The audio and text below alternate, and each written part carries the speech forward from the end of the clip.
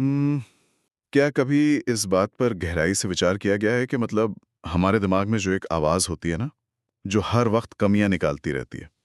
हाँ, वो आवाज जो हमेशा शिकायत करती है। बिल्कुल। जैसे ये काम ठीक से नहीं किया, या और मेहनत करनी चाहिए थी, या फिर देखने में अच्छे नहीं लग रहे। हाँ, और सबसे बड़ा डर लोग क्या सोचेंगे। सही कहा। तो मैं ये सोच रहा था कि अगर वो आवाज किसी दूसरे इंसान की होती, मतलब कोई ऐसा इंसान जो दिन रात हमारे ही कमरे में हमारे साथ रह रहा हो, तो क्या हम उसे एक दिन के लिए भी बर्दाश्त करते? मुझे तो लगता है कि उसे धक्के मारकर बाहर निकाल दिया जाता। बिल्कुल।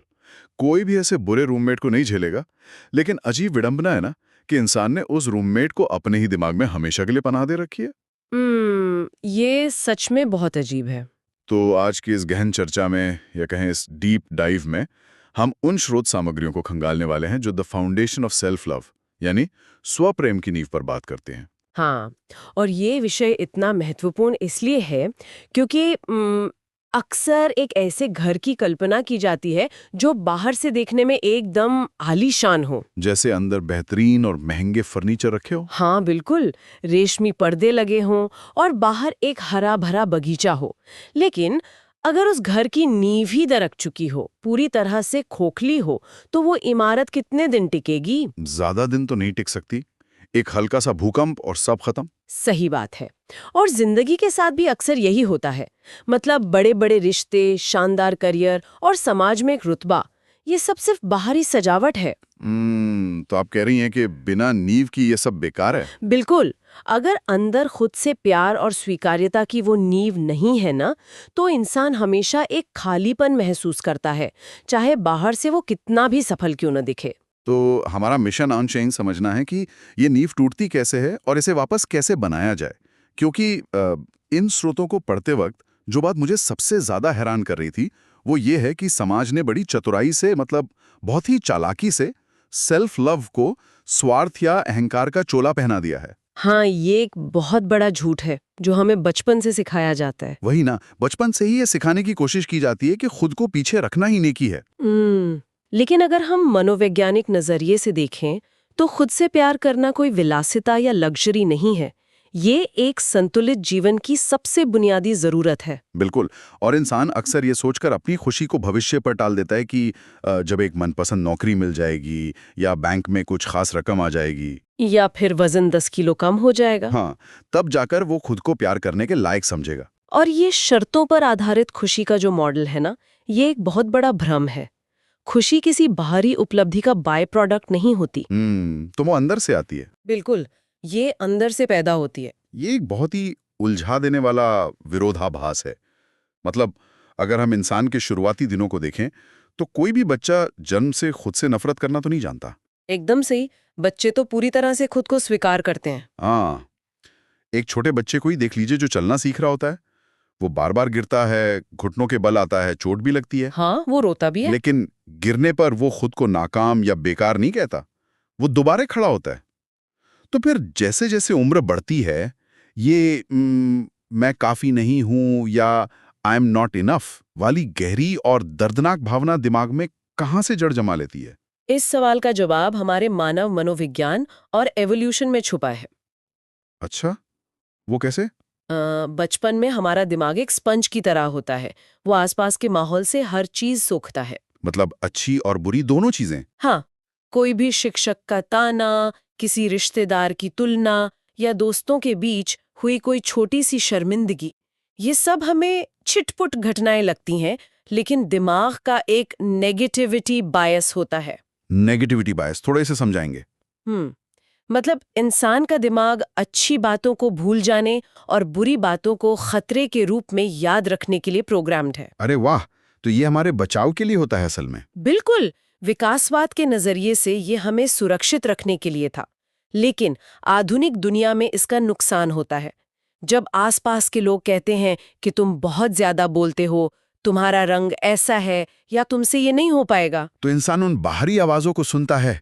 और धीरे धीरे उन्हें अपनी आंतरिक आवाज बना लेता है। मतलब जिसे हम अपना इनर क्रिटिक या आंतरिक आलोचक मानते हैं, वो असल में हमारी अपनी आवाज है ही नहीं। बिल्कुल नहीं। स्रोत सामग्री इस बात को बहुत स्पष्ट रूप से रेखांकित करती है कि दिमाग में गूंजने वाली वो कठोर आवाज अक्सर उन लोगों की होती है जो खुद अपनी जिंदगी में असुरक्षा और अनसुलझे जख्मों से जूझ रहे थे। सच में? मतलब वो अपना दर्द हम पर थोप रहे थे? हाँ बिल्कुल, उन्होंने अपनी कुंठाएं दूसरों पर थोप दी और इंसान अनजाने में उस पुरानी टूटी हुई रिकॉर्डिंग को बार बार अपने दिमाग में बजाता रहता है और उसे अपनी खुद की सच्चाई मान बैठता है। सही कहा। ये ऐसा ही है जैसे किसी और का भारी सामान जीवन भर अपने कंधों पर ढोना। ये सच में एक आंखें खोलने वाली बात है। अगर वो आवाज हमारी है ही नहीं तो हम उसे इतनी अहमियत क्यों देते हैं? क्योंकि हम सालों से उसे सुनते आ रहे हैं। हाँ, और इस आवाज के झांसे में आकर इंसान समाज के अप्रूवल के लिए जिस तरह भागता है वो और भी खतरनाक है। बहुत खतरनाक। स्रोतों में इस बात को समझाने के लिए एक महिला का जिक्र किया गया है जिसका नाम है रेखा। मुझे लगता है ये कहानी बहुत से लोगों की जिंदगी का आईना है। हाँ, रेखा की कहानी उस पीपल प्लीजर सिंड्रोम को बहुत अच्छे से दर्शाती है। बिल्कुल। स्रोत के अनुसार रेखा एक ऐसी इंसान थी जो हर किसी के लिए हमेशा हाजिर रहती थी। दफ्तर में कोई काम अटक जाए तो रेखा सबसे आखिर तक रुककर उसे पूरा करती। परिवार में किसी को आर्थिक मदद चाहिए तो वो अपना बजट बिगाड़कर पैसे दे देती। हाँ, दोस्तों की रात रात भर शिकायतें सुनती। उसे लगता था कि वो एक बहुत अच्छी और नेक दिल इंसान है। लेकिन फिर क्या हुआ? लेकिन जब एक दिन रेखा खुद बहुत बुरी तरह बीमार पड़ी और हफ्तों तक बिस्तर पर रही तो किसी ने एक फोन करके भी नहीं पूछा। ये एक बहुत ही कड़वी सच्चाई है जो खुद की उपेक्षा या सेल्फ निग्लेक्ट के परिणामों को दर्शाती है। सच में ये पढ़कर बहुत दुख हुआ था मुझे। रेखा की कहानी सिर्फ एक व्यक्ति की कहानी नहीं है, ये उन लाखों लोगों का सच है जो पीपल प्लीजर बन जाते हैं। इसके पीछे एक गहरा मनोवैज्ञानिक कारण है। वो क्या है?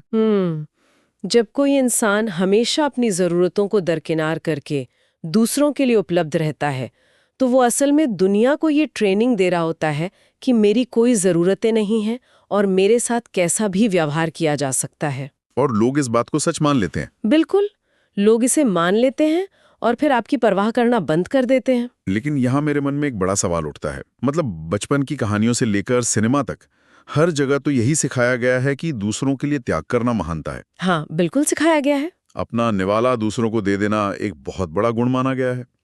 तो क्या अपनी जरूरतों को आगे रखना इंसान को स्वार्थी और मतलबी नहीं बना देगा? ये तो सदियों पुरानी सीख के बिल्कुल उलट है ना। मैं समझ सकती हूँ कि ये उलट क्यों लगता है, लेकिन त्याग और आत्मविनाश के बीच एक बहुत बारीक रेखा होती है जिसे समझना बेहद जरूरी है। आत्मविनाश मतलब खुद को खत्म करना? हाँ, खुद की उपेक्षा करना कोई नेकी नहीं है, ये एक धीमा जहर है। मनोविज्ञान के अनुसार खुद की उपेक्षा करने की 3 बहुत भारी कीमतें चुकानी पड़ती हैं। अच्छा, वो 3 कीमतें क्या हैं?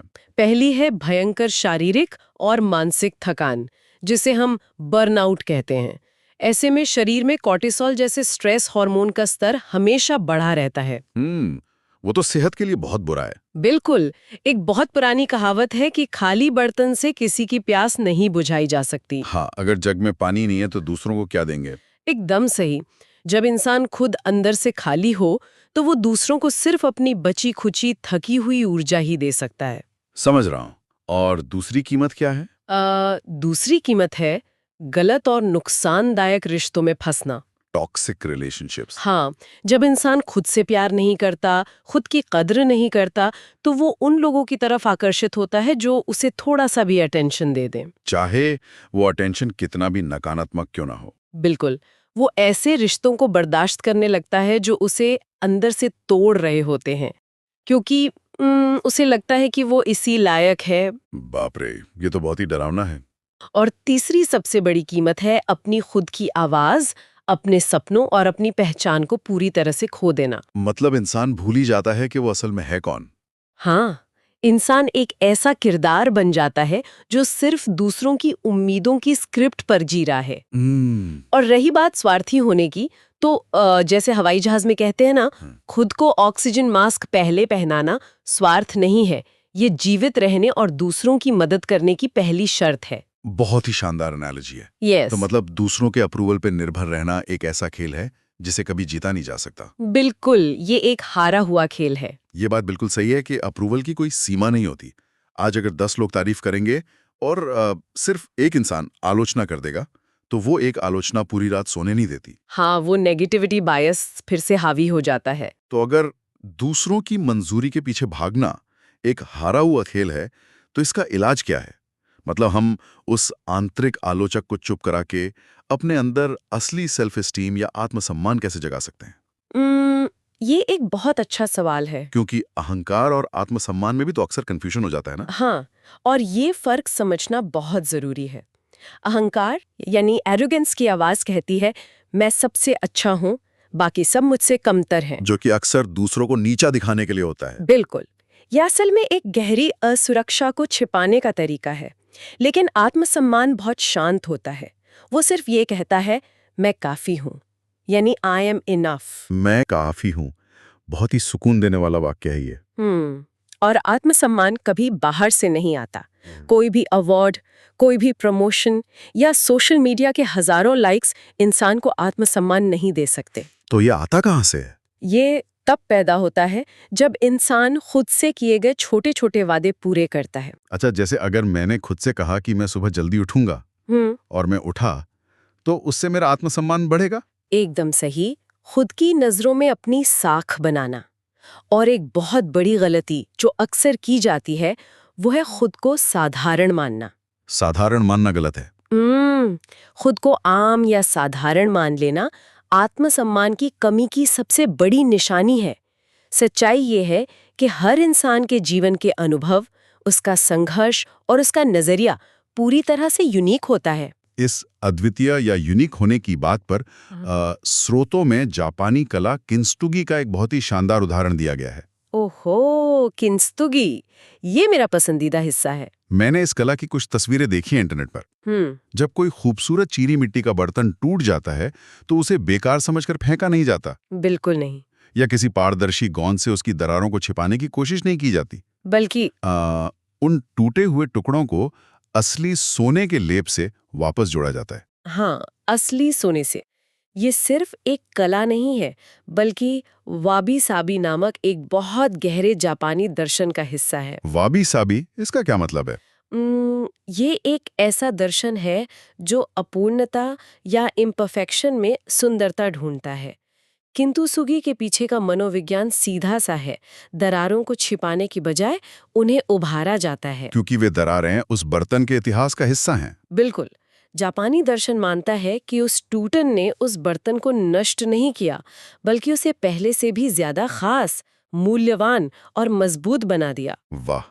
अगर इसे हम इंसान की जिंदगी से जोड़कर देखें तो हमारी खामियां, हमारी असफलताएं और हमारे पुराने भावनात्मक जख्म हमें कमजोर नहीं बनाते। जबकि इंसान अक्सर अपने अतीत की गलतियों को छिपाने की कोशिश करता है, उनसे शर्मिंदा होता है। हाँ, लेकिन किंतुसुगी सिखाता है कि वे जख्म ही तो इंसान की असली कहानी है। वही इंसान को वो बनाते हैं जो वो आज है। लेकिन यहाँ मेरे मन में एक शंका आती है। बताइए। अगर कोई इंसान अपनी मौजूदा स्थिति, अपनी कमियों और अपने जख्मों को पूरी तरह से स्वीकार कर ले, मतलब वो मान ले कि मैं ऐसा ही हूं और मैं काफी हूं, तो क्या ये उसे आलसी नहीं बना देगा? ये डर बहुत लोगों को होता है। मतलब क्या वो जीवन में और बेहतर बनने की, आगे बढ़ने की कोशिश करना बंद नहीं कर देगा? एक तरह से देखा जाए तो असंतोषी तो इंसान को प्रगति करने पर मजबूर करता है ना? ये एक बहुत ही तार्किक सवाल है और यहीं पर सबसे बड़ी गलतफहमी पैदा होती है। अच्छा। हाँ, स्वीकृति और बदलाव यानी एक्सेप्टेंस एंड चेंज कभी भी एक दूसरे के विरोधी नहीं होते। मतलब हम खुद को स्वीकार करके भी बदल सकते हैं? बिल्कुल। जब कोई इंसान डर, नफरत या शर्मिंदगी की वजह से खुद को बदलना चाहता है, जैसे मैं बहुत मोटा हूं और मुझे खुद से नफरत है, इसलिए मुझे वजन कम करना है, तो ये प्रक्रिया उसे मानसिक रूप से थका देती है। हाँ, वो हमेशा स्ट्रेस में रहेगा और वो बदलाव टिकता नहीं है। लेकिन जब वही बदलाव खुद से प्यार और पूर्ण स्वीकृति के साथ किया जाता है कि मैं आज जैसा हूं पूरी तरह से ठीक हूं और खुद के शरीर को सम्मान देने के लिए स्वस्थ होना चाहता हूं। अरे वाह! बात तो वही है, लेकिन नजरिया बिल्कुल अलग है। एकदम अलग। ये बदलाव इंसान को ऊर्जा देता है। टूटे हुए होने में कोई शर्मिंदगी नहीं है। दोबारा उठने और खुद को सोने से जोड़ने में ही असली ताकत है। बहुत खूब।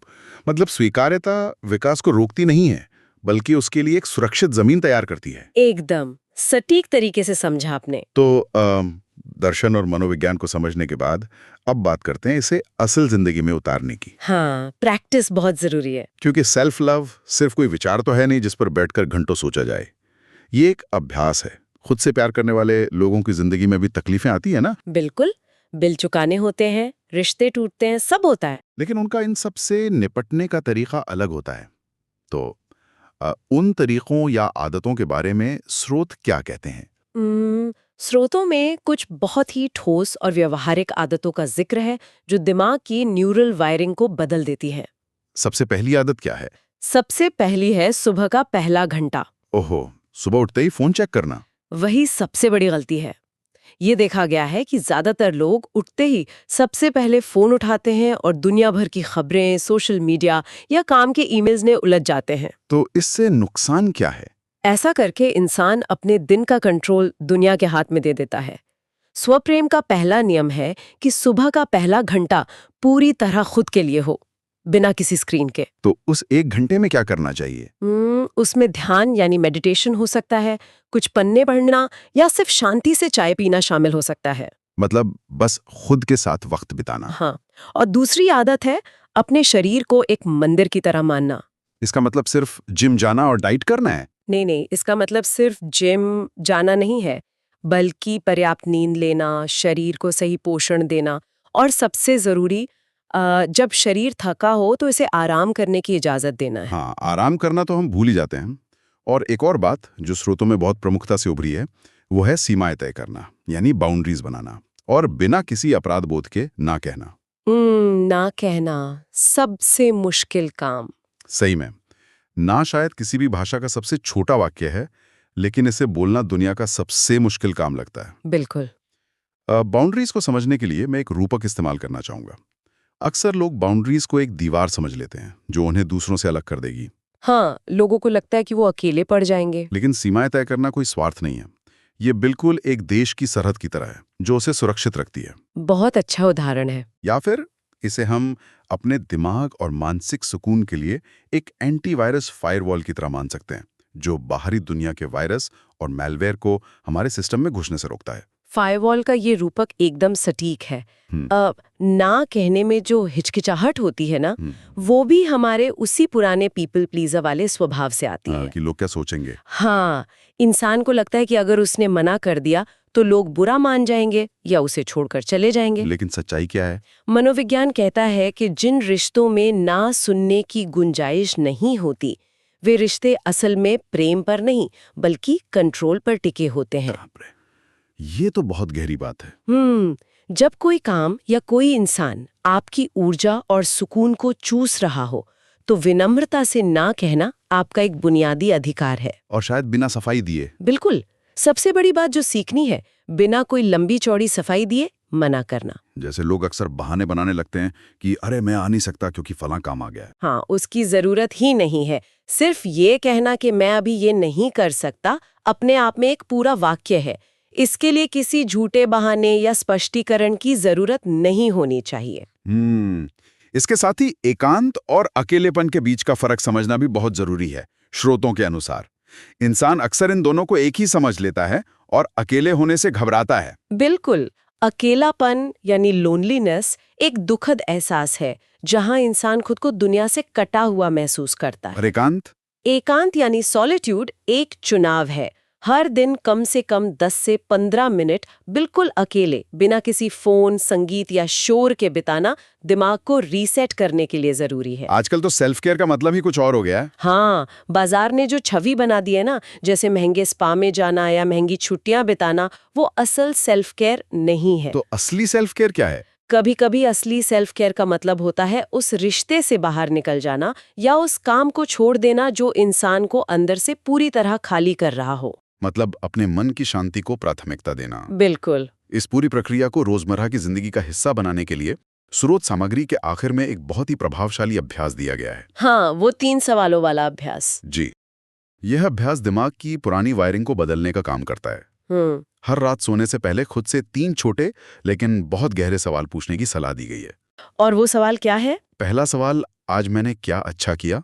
दूसरा, आज मैंने किस चीज या किस इंसान की सच्ची परवाह की? और तीसरा? और तीसरा, सबसे महत्वपूर्ण, मैं आज खुद से क्या कहना चाहता हूँ। ये 3 सवाल कोई साधारण सवाल नहीं है।